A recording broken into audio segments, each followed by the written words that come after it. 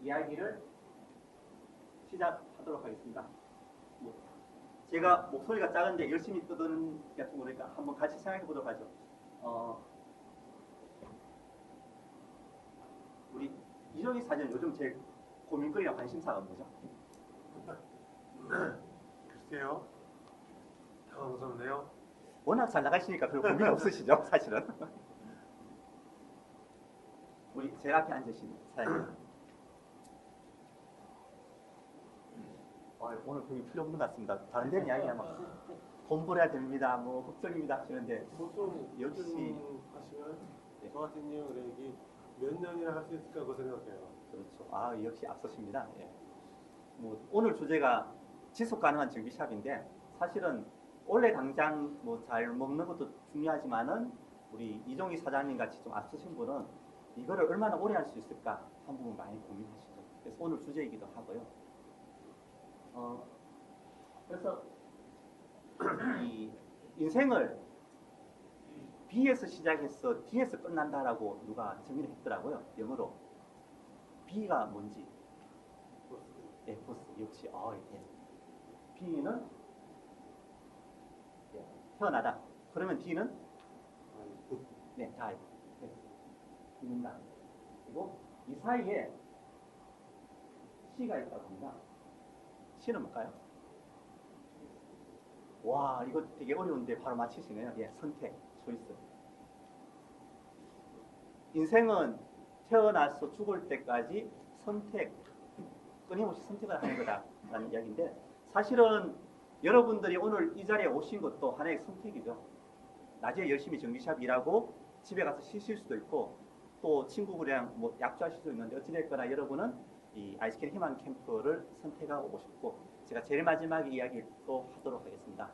여러분이 선택하셨다면 행동에 옮겼으면 하는 거고 결국 인생은 선택의 연속이다 하는 취지에서 말씀드렸습니다. 이제 본격적으로 오늘의 이야기를 시작하도록 하겠습니다. 오늘은 첫 번째 시간에 두 가지 이야기를 하고자 하는데 첫 번째는 마케팅에 관한 이야기, 두 번째는 목표 정하기에 대한 말씀을 드리겠습니다. 그 마케팅, 일단 영어 그러면은 우리 정비사분들 다 싫어하시는데 어쩔 수 없이 이제 좀 마케팅의 이야기를 했는데 그래서 오늘은 첫 번째 시간이니까 뭐 마케팅의 복잡한 이야기보다 마케팅이 뭐다 하는 정도만 제가 좀 가벼운 예를 들어서 말씀을 드리겠습니다.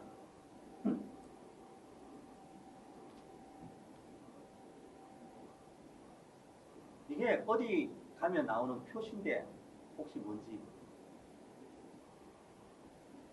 붙어있는 표시입니다. 뭐를 가리키는 장소를. 예, 다음 거 볼까요?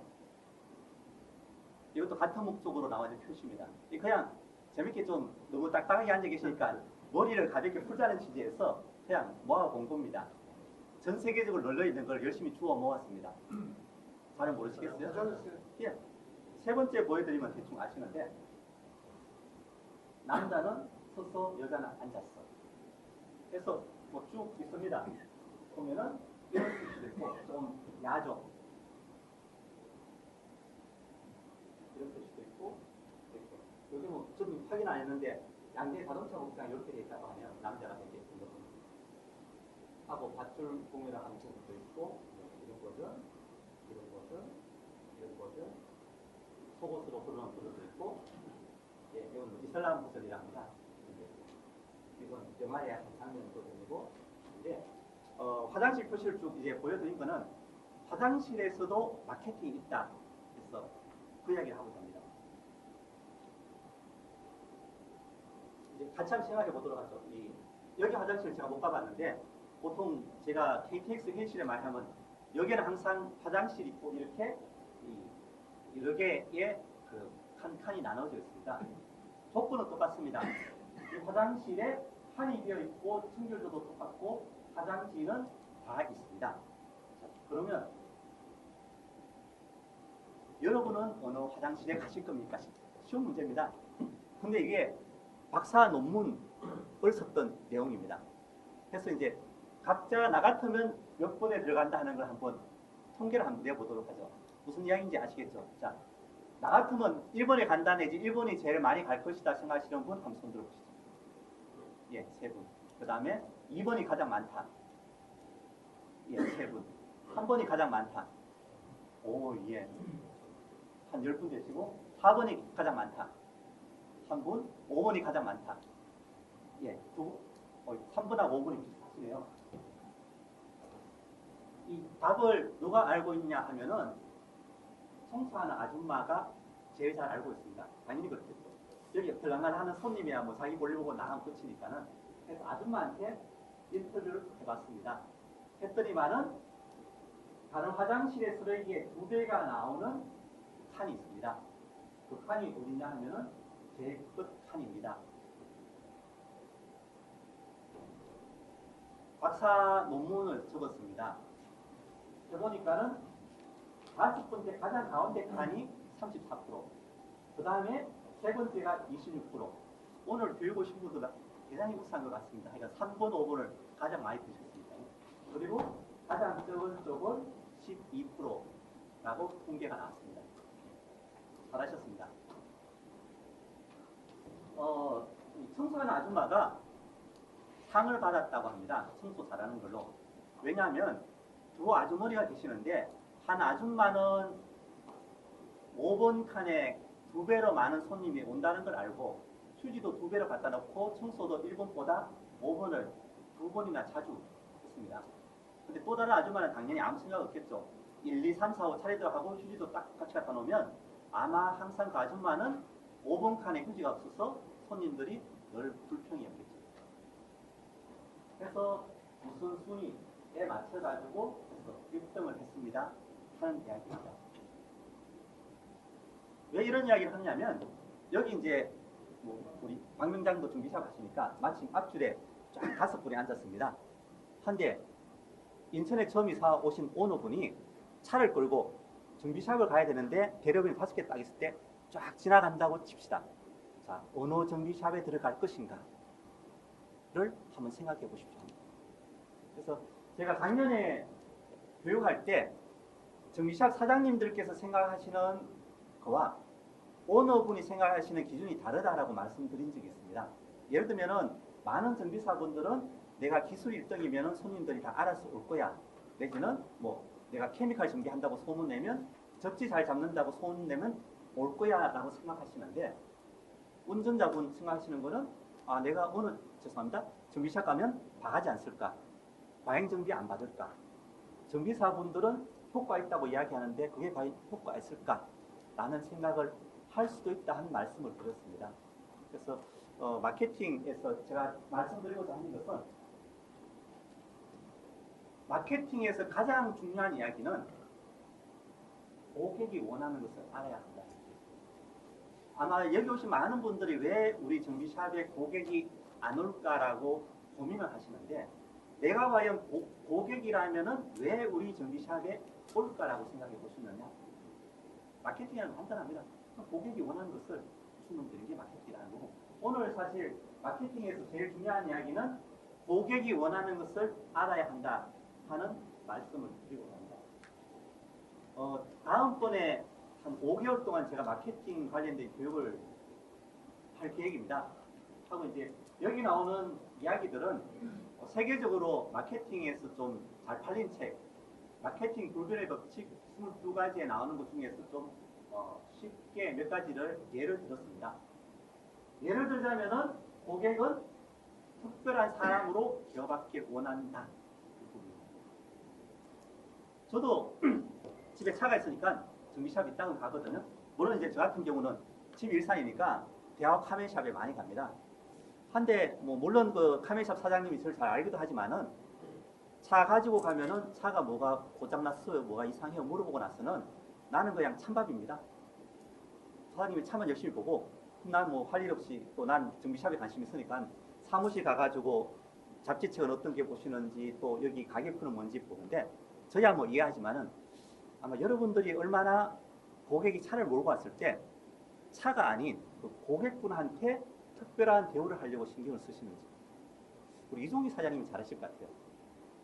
이런 직원들이 하시니까 이 사장님 항상 오시니까 손님들하고 막 대화하고 하면서 아마 그래서 손님들이 많이 떨어지시는데 어찌됐거나 고객들은 이런 것들을 원한다 라는 걸 한번 생각해 보자는 것입니다. 사실 오늘 첫 번째 이야기는 그냥 마케팅에서 가장 중요한 고객이 원하는 것을 주는 것이 마케팅이라는 말씀을 드리고 있습니다. 그래서 용지를 나눠드렸는데요. 사실은 뭐 첫 번째 시간은 저 혼자 열심히 듣는 것보다 여러분이 한번 생각하고 또 사람이 생각하는 것보다 생각한 것을 말하면 오래 가고 말하는 것보다 적어보면 훨씬 오래 갑니다. 그래서 용지를 나눠드렸는데 여기 2014년 나의 생각 적어보기에 제일 앞쪽에 보시면은 요 세 가지 이야기가 나옵니다. 왜 고객이 여러분에게 올까? 아까 말씀드린 대로변에 정비샵이 5개 있는데 고객이 쫙 지나다가 내 정비샵이 온다. 왜냐하면 하는 것을 한번 적어보십시오 하는 이야기입니다. 두 번째는 그래서 고객이 여러분에게 뭘 원할까? 아주 값싼 정비를 원할까? 특별한 대우를 원할까? 아니면 뭐 예전에 우리 카멘샵에서는 화장실을 깨끗하게 하자. 화장실이 아주 깨끗해서 인상 깊게 하자는 운동도 한 적이 있습니다. 그래서 한때는 뭐 화장실에 꽃도 뽑아놓기도 하고 그래서 화장실이 청결하니까 온다. 와 같은 왜 여러분이 고객이 여러분에게 원하는 게 뭘까? 마지막으로는 그래서 더 많은 고객이 오려면 어떻게 하면 될까 하는 거를 뭐 5분까지 이 3분 정도 드리겠습니다. 그리고 여기 적으신 거는 아래쪽에 여러분 이름을 꼭 적으셔가지고 나가실 때 제출해라 하는 게 아니고 여러분 이름 적으셔서 여러분 정비샵에 갖고 가셔가지고 생각날 때 한번 보십시오. 저희한테 제출할 필요는 전혀 없습니다.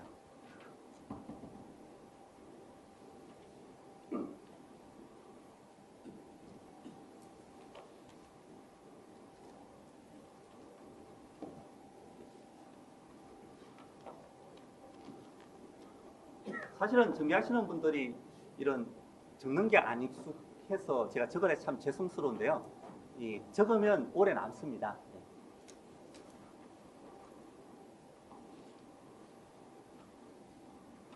하나 드릴까요?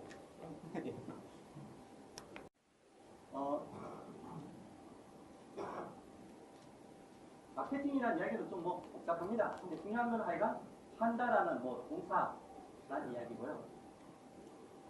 제일 중요한 것은 마케팅이라는 것은 뭐 복잡한 이야기의 결론은 고객이 원하는 것을 만족시켜 주는 것이다 하는 게 마케팅입니다. 그래서 물론 여러분들이 어느 정도 기술이 있어야지 고객을 만족시켜 주겠지만은 이제는 기술은 필요 조건, 기본이지 고객이 감동할 만한 건 아니다 하는 부분이죠. 그래서 가능하면 여러분들이 물론 또 고객이 원하는 게 정비샵마다 다르고 고객 따라 다릅니다. 여러분 정비샵에 오시는 고객이 왜 여러분한테 온다는 것은 분명히 좀 찾으시기 바랍니다. 요즘 이 마케팅 프로세스가 아주 복잡합니다. 한다면 뭐 이 시장 파악도 해야 되고 고객 니즈도 알아야 되고 하는데 이런 이야기를 다 여러분하고 하자 그러면은 아마 다음 달 이 교육에 아무도 안 오실 거기 때문에 이런 복잡한 이야기는 안 할 생각인데 사실은 지금 이런 마케팅과 관련돼 가지고 날밤 새면서 고민하는 회사가 하나 있습니다. 여러분도 잘 아는 회사거든요. 우리나라에 제일 잘 나가는 회사 두 개 있죠. 삼성전자, 현대자동차. 어딜까요? 지금 열심히 마케팅 고민하고 있어요.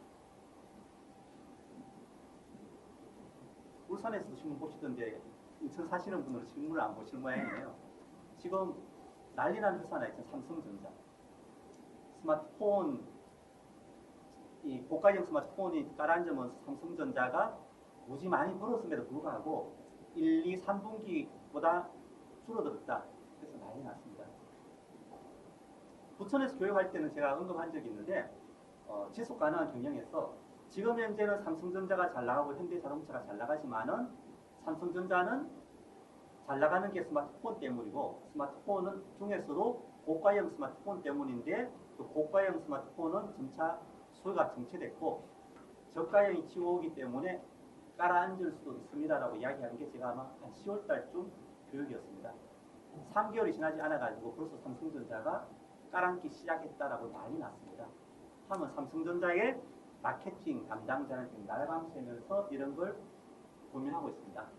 여러분이 생각하시기에 무지 잘 나가는 삼성전자임에도 불구하고 하면은 여러분도 이런 복잡한 정도는 아니겠지만은 고객이 여러분에게 오기를 원한다면 어찌됐거나 이런 신용이라도 내어볼 필요는 있다 하는 말씀을 드리고자 합니다.